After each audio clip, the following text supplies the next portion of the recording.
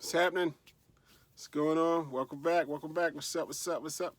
Hey man, today we're gonna get into something that I love talking about is books, reading, getting information in. This is one of the things that you're gonna have to do if you're a hustler, man. If you run around here and once I said books, you automatically got a negative connotation, man. You need to listen up today. So let's get it started. My favorite books to read right now.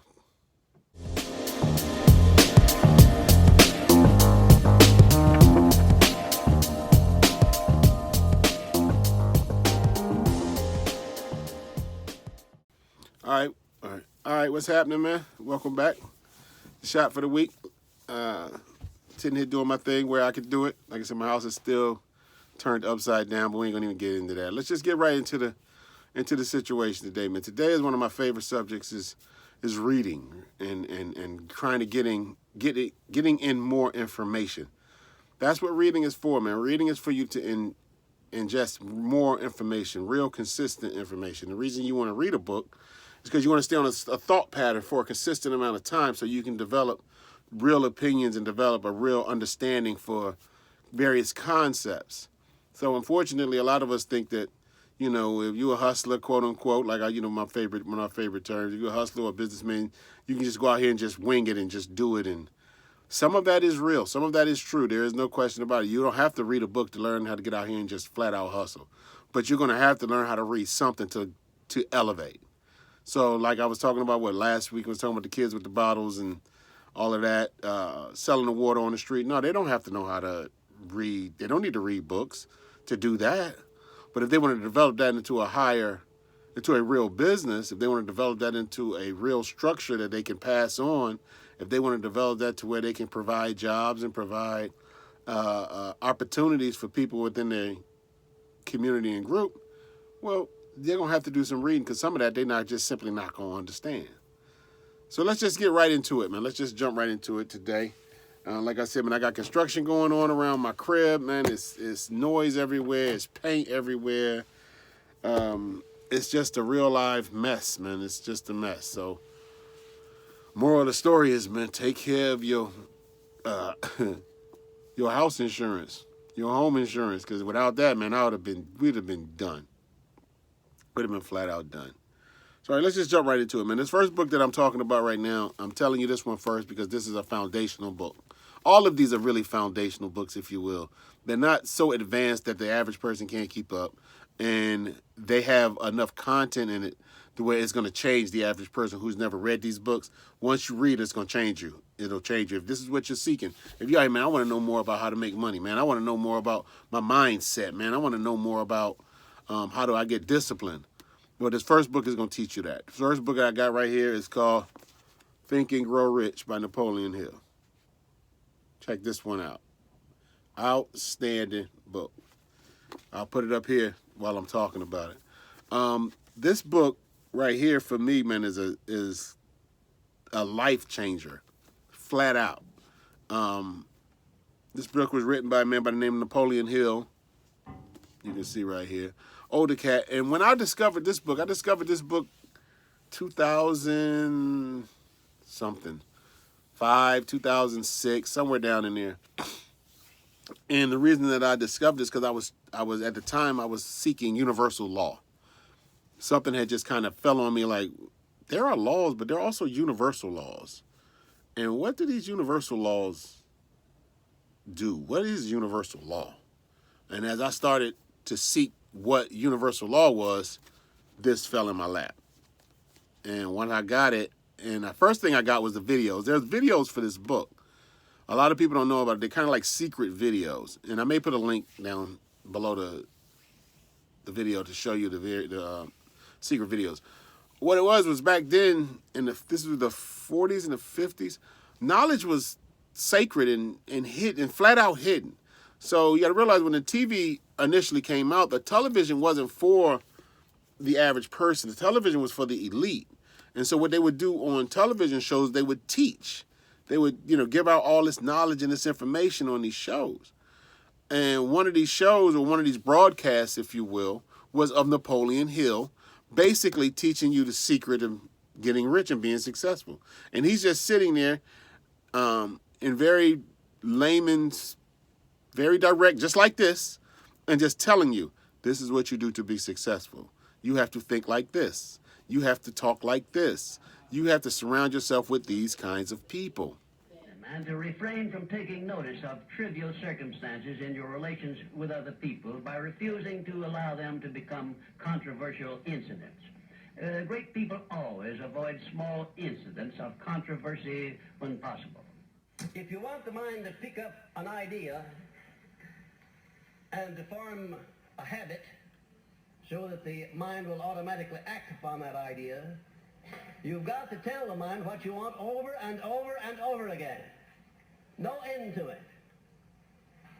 When Mr. Coué came over here some years ago with his famous formula, day by day in every way I'm getting better and better, he cured thousands of people, but a very great number more than that he didn't cure. And I wonder if you would know why. There was no desire, there was no feeling put into that statement. You might just as well blow in the wind as to make a statement unless you put some feeling back of it. The laws don't fucking change. They just don't. And they don't change from state to state or region of country to region of country. It doesn't change. You know what I mean? So this was secret information. This is the information I love to get. I love to find the information that they had, you know, that the kings and the queens and shit had, and they wasn't telling nobody. Because that's the purest, realest stuff you're going to get. And that's what universal law is to a degree. Universal law is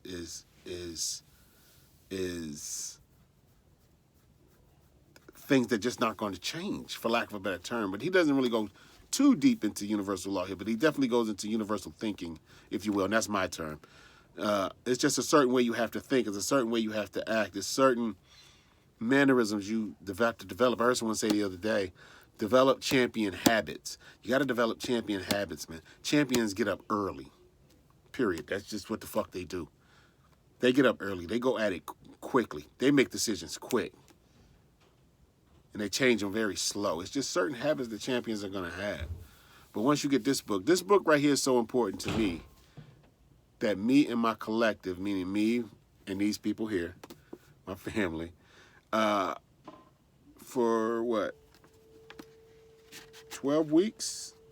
Yeah, 12 weeks, we all collectively read this book. All of us. So every week we had to review the chapter. And we discussed each and every chapter. We exercised each and every thing that the man said in here. Now, it's not our Bible, don't get me wrong, but it's definitely a good reference for children when they don't quite know what to do. Hell, for me, when I don't quite know what, I'm kind of off pattern, I don't know what to do. Kind of flip back through Think and Grow Rich. Kind of go back through some of the teachings, and it'll spark you to get you, back on point. Because hustling is a mentality. Being a good business person is a mentality. It's not just something that you just up and do. You have to work on it 24 hours a day. You have to constantly think that way. Everything that I see from hustlers' frames.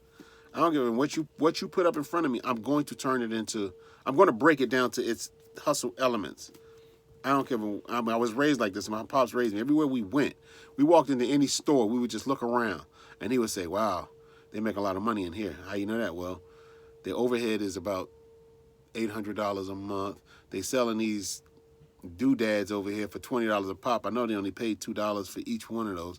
I know they only paying this girl that's working here at the door about $20 a day. She's the only one in here. So if all they got to do is sell 30 of these things a day, and it'll pay for the entire place for the month. Then after that, all they got is then the black from that point forward. And then now they're hitting you up with this extra. I mean, that's just how we did damn near everywhere we went. We just re-engineered the hustle of the environment. So for me, it's just natural. So if you're a hustler, you do that naturally too. You look around to see where all the money is made. Man, I would go into strip clubs and break down their money because there was just too much money flying. I had to find it. So the girls were great. Don't get me wrong. Oh my God, Atlanta's great strip clubs. Yeah, it's great. But the money that's flying through there is much sexier than any woman that's in there. And if you agree with that, welcome to my channel. We've been hustling over everything. Most cats get money to just chase women, and no, man. We get money to chase money because we like it. It's fun. What's happening? What's happening? What's happening? All right, let's get into the second book. The second book that to me is a must read. Once you understand how to think, once you understand how to inspire yourself, once you understand how to motivate yourself, how to stay disciplined, how to control your thoughts, if you will, or at least acknowledge that you have control of your thoughts, and then after that, that's a whole nother video, controlling your thoughts. But once you understand all of that stuff, you start to gain an understanding of that. The next thing you need to understand is, what is money for? Let me say this one more time. What is money for? The average hustler doesn't understand what money is for, especially a young brother or sister. They're just trying to survive, so they bump into it. But they don't understand what it's for. They just know, man, I got to pay these bills. They're going to kick us out the house. They pay the bill. I got to pay this bill, man. They're going to shut the water off. They pay the bill. Or they're going to shut the lights off. They pay the bill. So they think that money is just to pay bills. Then they get a little bit of extra money, and then they go, well, I got a little bit of extra money, man. I might as well splurge and enjoy myself. So I might as well go get them J's. I might as well go get my hair did. I might as well go get those expensive cigars or that high-end weed or whatever, because I'm living it up now. I'm just going to enjoy the good life while I got it for this little bit of weekend or this little 5 minutes or this little income tax check. So they don't know what money is actually for. Money is not for just paying bills. It's not for just splurging. It's not for just eating out. You got to see money like you see horses. And this is my own theory before I get into this book. You got to see money the way you see horses. If I put a horse up on you right now, are you going to think to ride that horse or work that horse? A hustler is thinking, I'm going to work that horse because he's going to make me more money. I can go buy more horses. A customer is going to think, I'm going to ride the horse because I'll have a lot of fun. But that horse could go be put to work. I want to ride the horse, though. I want to have fun. Ride your horse, man. Ride the horse for 6 months, horse dead, gone, a year, whatever, it's over with. Didn't make you no money. Cost you money. You had to store the horse. You had to feed the horse. You had to take care of the horse, do all that shit for the horse. Of course, you didn't make not a fucking dime off that damn horse. But you took the other horse and you made that horse go to work. So you was able to write the horse off as a tax write-off. You was able to make money with the horse. You was able to barter with the horse. The horse got you more connections. The horse paid for itself after you got it certain job. So it has a benefit, double, triple benefit. That's what money is for. Money is to be worked. Not rode, worked. Best example of how to understand money is coming from this book right here. Rich Dad, Poor Dad. Right there. Rich Dad, Poor Dad. This book is clearly life-changing book because everything you know about money is wrong. Yeah, I hate to say it to you, man. I hate to tell it to you. Everything you know about money is ass backwards. Unless you're a hustler and you're half figuring it out. That's why you're a hustler. Because you done half figured it out. You don't know the other half. Get the other half, man. Sit your ass down and read. Sit your ass down and think.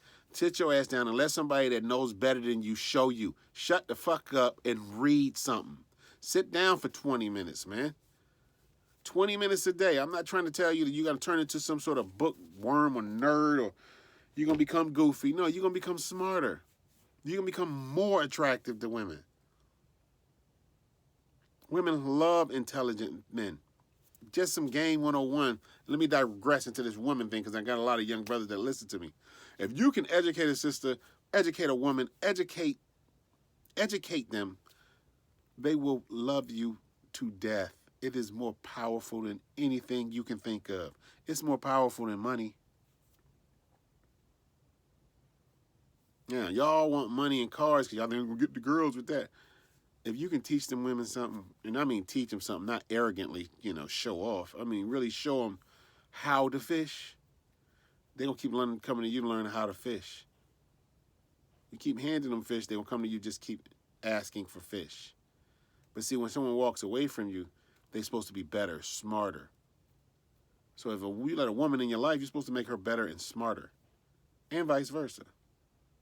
But like my man say, I digress. I don't want to digress. Like I said, get this book, Rich Dad, Poor Dad, man. It puts the proper perspective on money. It helps you see it a whole different way. It's a reason everybody talks about this book.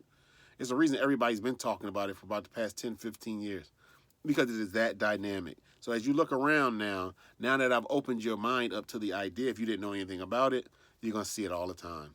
Rich Dad, Poor Dad, Rich Dad, Poor Dad, Rich Dad, Poor Dad. You see, the beauty about real estate is you learn to use debt to get rich. I'll give you another tip. If you're going to be rich, you have to learn to use debt. It's called other people's money. So when I hear poor people say to me, I don't have any money, I said, because you're an idiot. That's why. You're not supposed to use your money. You're supposed to use other people's money. But that's debt. I don't want to do that. And so they stay poor. Very, very good book. Very good book. Highly recommend it. Get it, read it, learn it. Schedule hustling.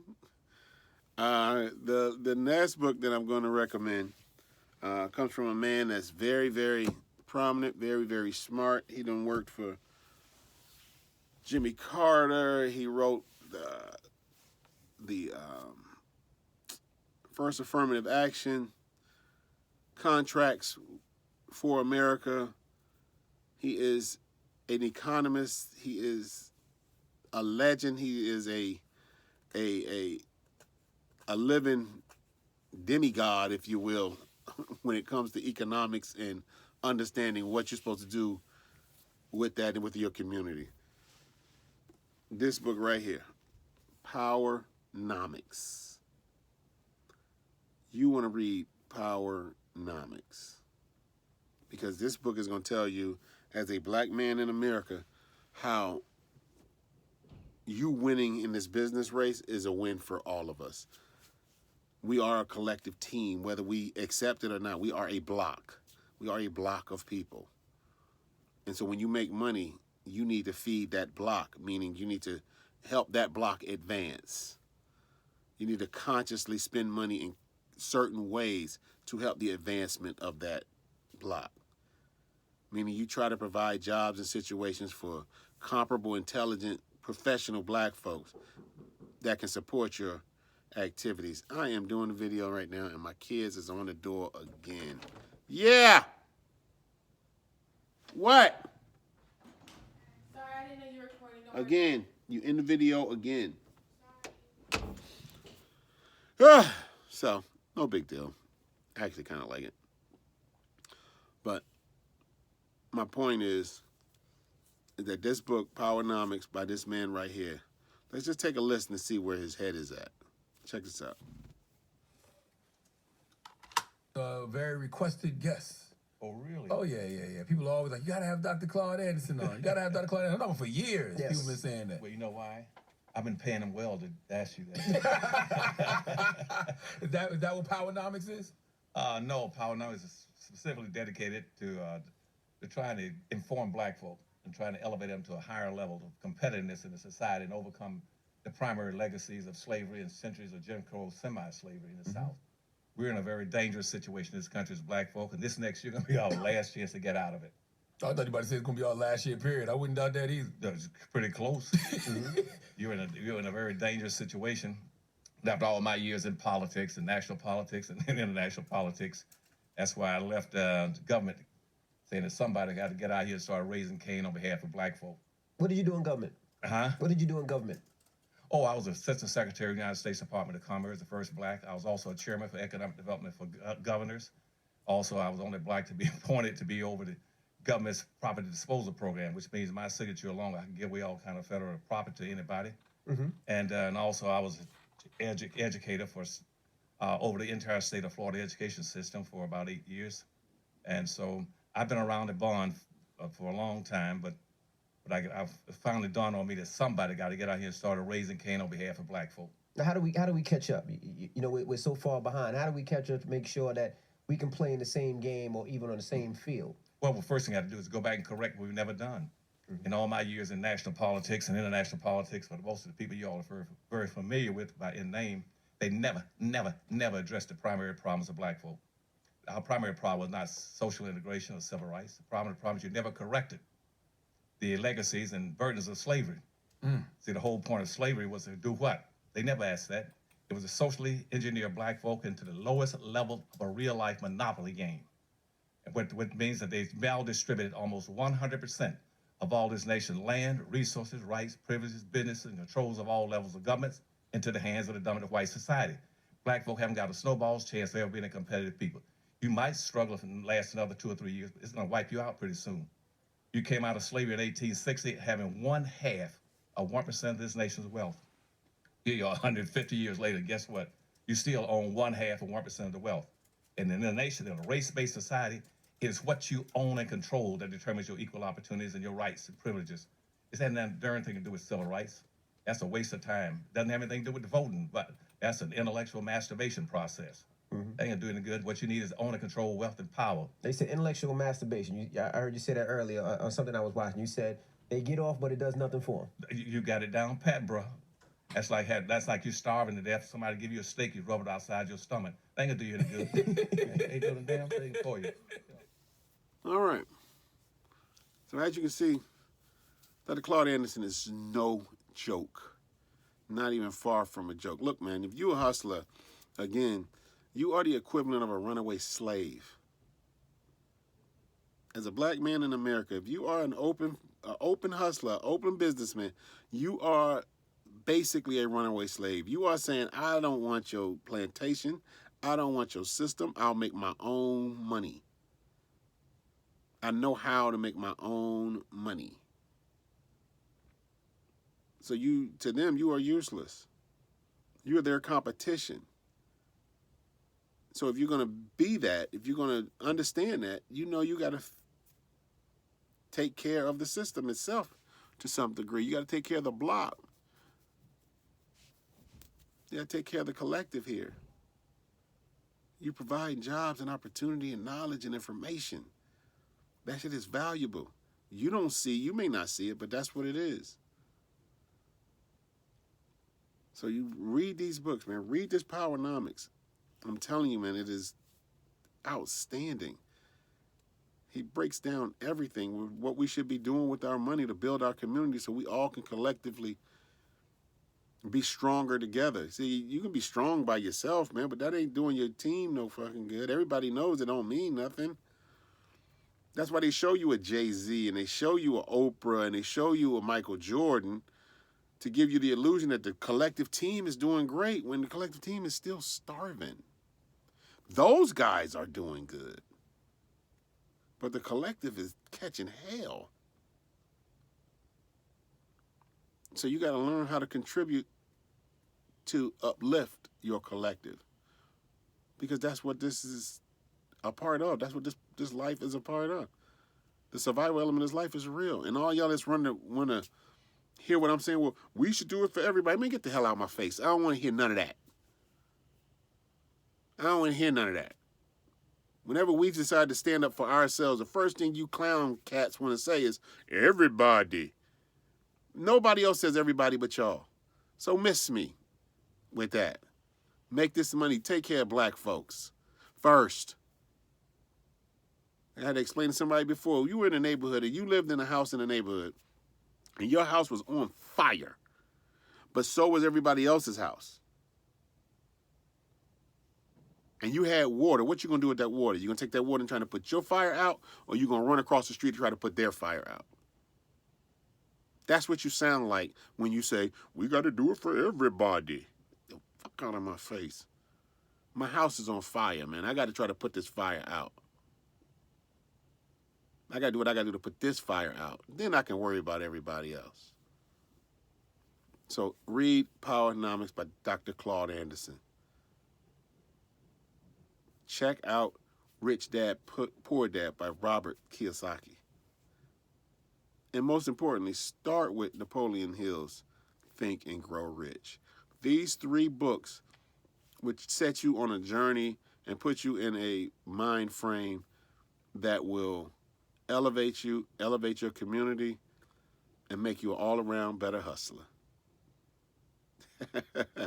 So thanks for checking me out this week, man. Next week I got something special for y'all. Read these books. Read as many books as you can. If you got any that you recommend, send them to me because I would like to read those too. One love to everybody. Hustle hard, baby. Hustle hard.